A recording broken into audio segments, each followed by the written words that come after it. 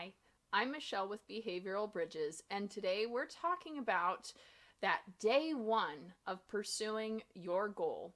You have done the research, you have a vision in mind of what you want to see for yourself, you have all your tools in place, you've set that date on the calendar, and now it's time to begin going forward with what you have in mind. These are some obstacles that you can experience and some ways around them to make sure that your day one is a success for you. There are a few snags that can happen on day one. This video is designed to help you face them head on. The first temptation that we want to overcome is the temptation to reschedule. There can be so many reasons why people decide that, you know what? Not today. Perhaps they prepared for a good night's sleep and didn't get it. Perhaps life circumstances stepped in and now there are extra strings that are tugging on you, taking you away from your focus. The important thing to remember, if anything arises that's unexpected, is such is life. Day one means whatever the outcome is, we've already began. That is the goal. The goal is not to necessarily bring your vision fully and completely to light this very, very first time. It is instead to begin your journey. The world around you isn't necessarily going to play ball with these expectations. And so it's important to, no matter what has come your way, breathe in, meet yourself right here and right now, and go ahead and take it on. For example, let's say that you went to begin this journey on a Monday and some certain things happened. Work didn't go the way you expected. You had some errands you forgot about that you had to take care of on your way home. Now you are coming home late, behind schedule. You have other responsibilities that you're supposed to take care of. And so now you've decided, oh, I've lost that time, and you know what? I'm just going to save it for next Monday. This is an option, and you're the one who knows your scenario best of all and can make the decision if that's actually appropriate or not. But chances are, there are still things you could do to make this Monday be the Monday that it happens. And part of holding on to that truth is remembering that while we may have a collection of Mondays ahead of us, we really only have one December 25th, 2023, right? So we may have other Christmases later on in our lifetime, but this year is the opportunity to do this Christmas correctly. Likewise, this Monday or Thursday or whatever it is that you decide to take something on, this is your day to do it. You know, unlike $10, if you had $10 in your wallet and you put it down, you didn't spend it today, it'll be there for you tomorrow. However, if what was in your wallet was a concert ticket for today, you'll have the ticket tomorrow, you won't have the opportunity.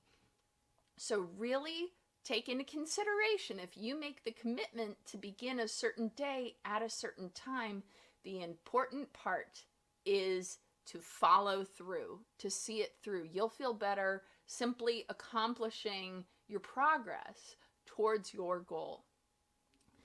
The second temptation we want to resist, and this is so easy to do it consciously or unconsciously, is to procrastinate. What specifically do I mean by procrastination? Well, it is very easy to jump on your computer, your phone, your TV, really anything with a screen.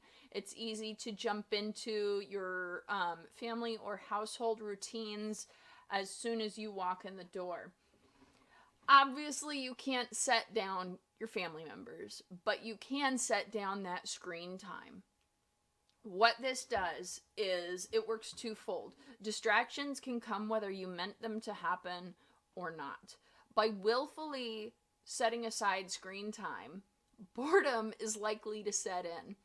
Now, I'm not saying that nothing without a screen is boring, but what I am saying is a lot of times if we get even the hint of boredom, one of the first things we do is we reach out for entertainment of some kind.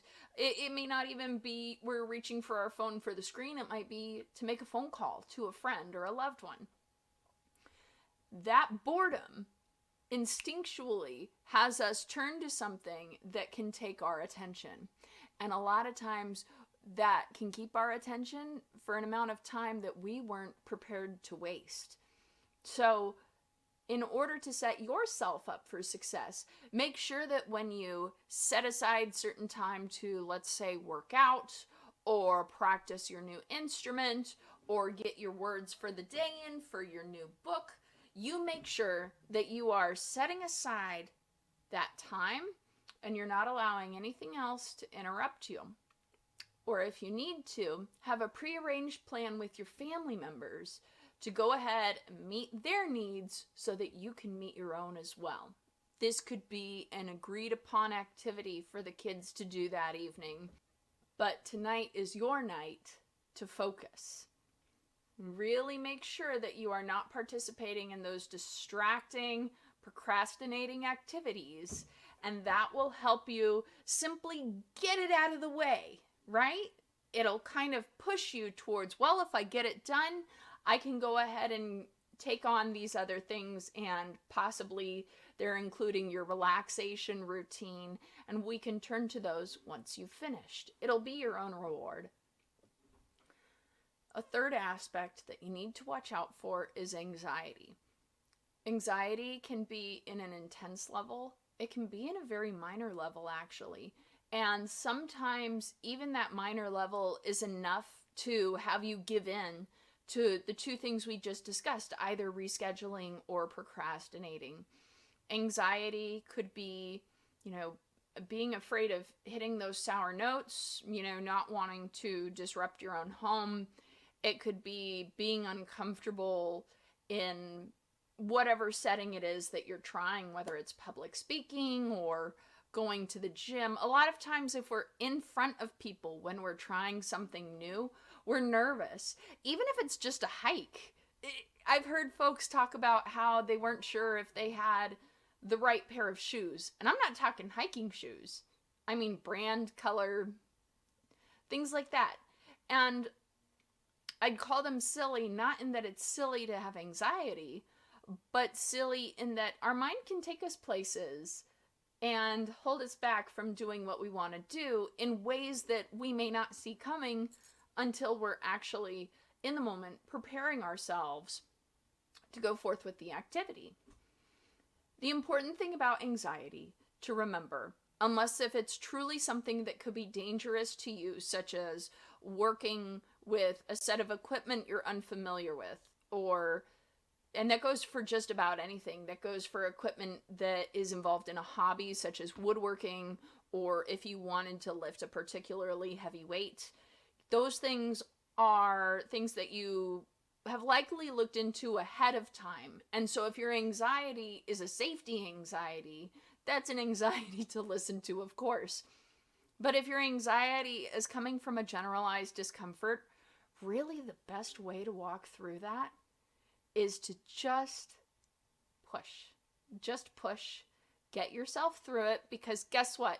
As soon as you put those shoes on that are giving you second thoughts and you actually get in your car, drive to your location, come forth, see the sun, see everything around you, those thoughts about your shoes are long gone. They're long gone. Now, of course, after listening to this video, you'll be thinking about your shoes because it's just a great example. But, thoughts can come and go. They all can come and go.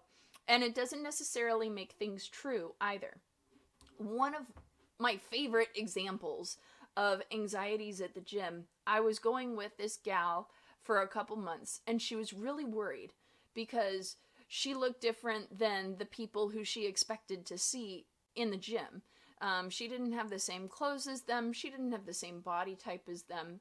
And yet she got up and we went probably about 5 times a week consistently. And she just kind of did her work, and when it was time to go, we would go. Well, as things progressed, there was one day I think we were both on the Stairmasters at the time. This gentleman comes forward And right as rain, he says, "Hi, I've seen you around for a couple weeks. I think you're really beautiful. Um, would you like to get a cup of coffee sometime?" And it was so neat, not just the pursuit, because people are on the fence about whether or not they want to be talked to while they're at the gym, and certainly invited for a date. But what was interesting is her anxiety for the longest time had been around people who don't look like her or wear what she's wearing to judge her and to feel like she didn't belong. And instead, this person gave her just great feedback of being seen in a way that she never would have expected herself being seen. And so it just goes to show we can worry about our shoes and whether or not it's the right pair or not. Somebody else might see your hiking technique and say, wow, they really have a spring in their step. Or I wonder how it is that, they have this determined attitude. And there are effects that we may have on other people that have little to do with the effect that we expected to have. And so once again, anxiety, thoughts are thoughts, but they don't have to determine whether or not we move forward with what it is that we're trying to do. So if you experience anxiety, it's okay to acknowledge it, move past it, and the best part is, the very best part about experiencing anxiety and pushing through it is that once you're on the other side, once you've completed that first day one activity, you're going to be so grateful and so proud of yourself. And the next time you do it, you're not going to be as worried. You've broken through the ice, right? You're doing just fine. Another setback, mentally, can be that age-old frustration of wanting to have everything be perfect. How many people have you met? Oh, I can't do it. I'm a perfectionist. I could never take that on. I'd be too afraid of messing up. And a lot of times that simply prevents people from trying something new at all. We see stories and movies of someone who tried something new, or just pick up an instrument, or, we see complete series of books already written. We see concerts. We see masterpieces. We see beautiful, incredible movies that took great teams working together to create. And yet we put it upon ourselves that we should be able to do that by ourselves from day one. The truth is that everybody has a day one. Every single person. Every single person who picked up an instrument probably went to their coach or instructor, and instead of playing a song that was exciting to them, that inspired them to pick up the instrument in the first place, they're instead learning scales. They're learning notes. They're learning chords. And they're not even really, if they are learning songs, it's probably not songs that are too catchy or that get you going. Certainly not songs that you'd play to get the girl kind of thing. And what's very important about this is knowing that even all the legends that they still had a day one. They still got blisters on their fingers. They had better days and hard days. And a lot of times these musicians, it's the perseverance. You can pick up an instrument and be a savant. But a lot of times it is the continued practice that gets you through and gets you those concerts. So don't shy away from the imperfection of day one. And if your teachers are anything like mine, they've often said that anything is better than a 0. Meaning that even if you have an essay due, it's 3 pages under, your sentence structure is something to be desired, and the topic doesn't even really fit the assignment, and you get a great big honking F.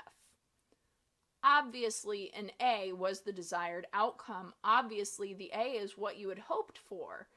But even if it's at a solid 50% out of 100, 50 is significantly better than 0.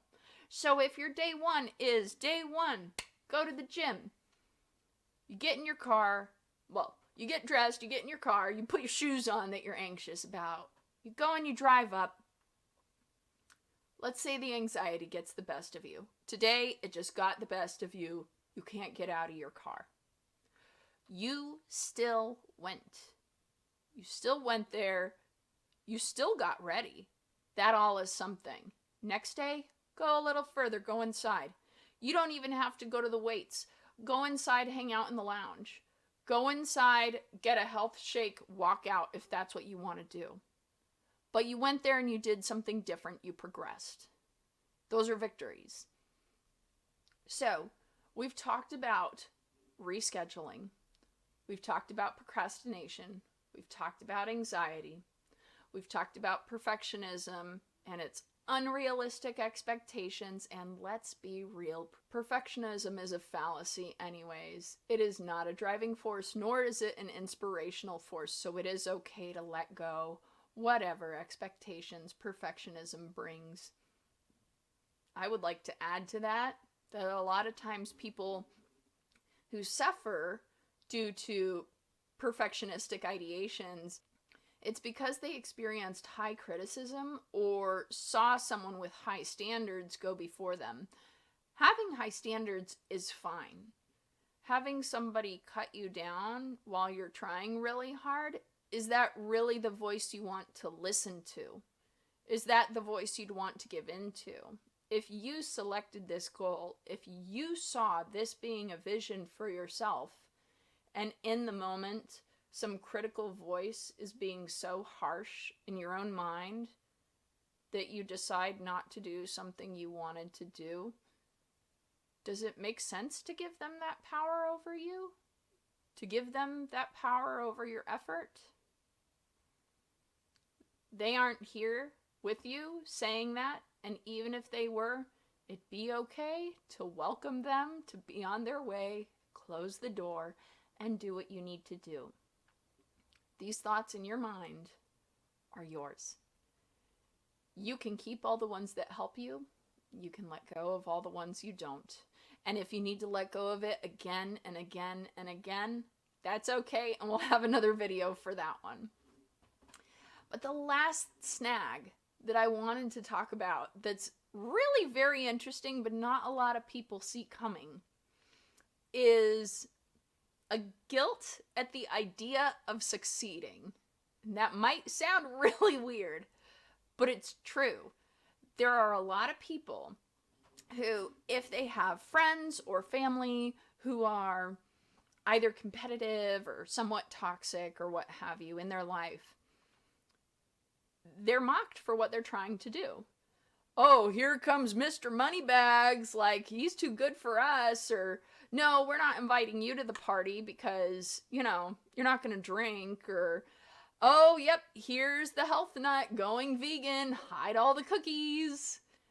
There's an interesting pressure we experience when we're expected to stay the same. And so a lot of times when we try something new just for ourselves, we can have ideas of what's going to happen, what's going to be the feedback if I actually do this and do it well. What's going to happen if I stick to my guns and I make sure to set aside this time each day to practice, or I maintain these values in the face of my friends and family who don't support it. This guilt of succeeding is strangely powerful. And this is one that I'm going to ask you to set down entirely and leave it alone. Because number one, shame on anybody who doesn't want to see you succeed. That is a them issue, not a you issue. You deserve to succeed to whatever capacity that you wish to go to in your own endeavor. And also, considering this is day one, I'd say you don't have to worry about succeeding to that level yet. Meaning, if we stop today, if we stop day one because of what could happen 6 months down the road, if it's ever going to happen, that's not for us to worry about today. Today is the day we're going to start something new. We're going to pursue that goal. We're going to go through our landmark that we have set in store for today, and every step of movement that we have towards that, we're going to celebrate. And we'll do more again tomorrow. I hope you guys enjoyed this. My name's Michelle Janae. I'm with Behavioral Bridges. My phone number and link are in the description below. And if you have any questions or if you have any recommendations for videos you'd like to see in the future, please comment, like, and subscribe, and I'll see you next time.